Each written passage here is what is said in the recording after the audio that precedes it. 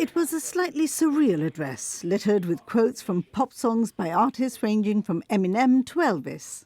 For 4 hours, Fabian Picardo set out to give examples of how the GST2 under Peter Caruana had considered the use of companies a good way to do business, and how, when in opposition in 1995, the party had used the same tack. Only then, he said, it had gotten away with it.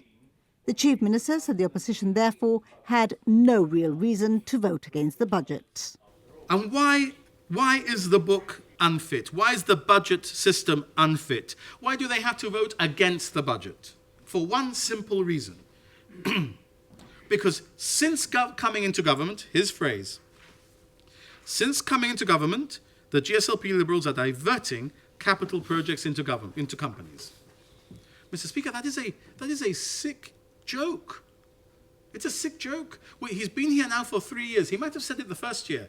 In the first year when he said something like it, I did the analysis for him, showing how the GSD had put all the capital projects for companies. He said it again the second year. And I told him again. He said it again last year. And I told him again. He seems to like to crash his car against the same brick wall every single year. Fabian Picardo argued there was nothing hidden, as everything was available for scrutiny and debate. He added Roy Clinton's arguments and computations backfired on even the GSD. Let me show him how bad his argument is.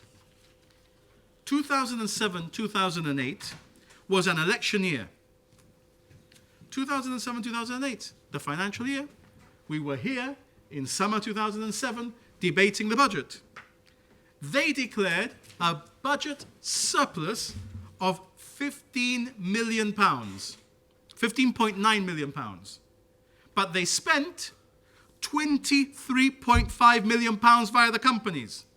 Apply Roy Clinton's logic. Bang goes Sir Peter's surplus for the year.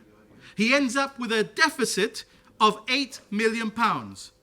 And so, when Sir Peter said that he had a surplus of 15.9 million in the 2007 general election, that was an election lie by Clinton standards. That meant that was a big lie election with a big budget lie by Clinton standards. A mirage, an optical illusion that they went to the people with. A deception, Mr. Speaker. Except now, by Clintonian logic, it is proven to have been a deception.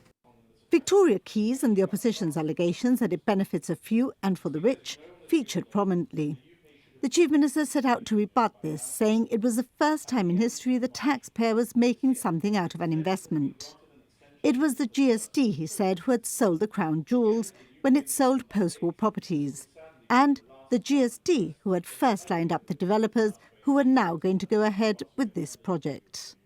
The government is taking advice on whether we can publish that agreement and whether or not we should convene a select committee to investigate the circumstances of the grant of that contract in breach of EU procurement rules by the GSD administration at the time, which it was, and which I believe they knew it was. The Chief Minister accused the GSD opposition of political schizophrenia.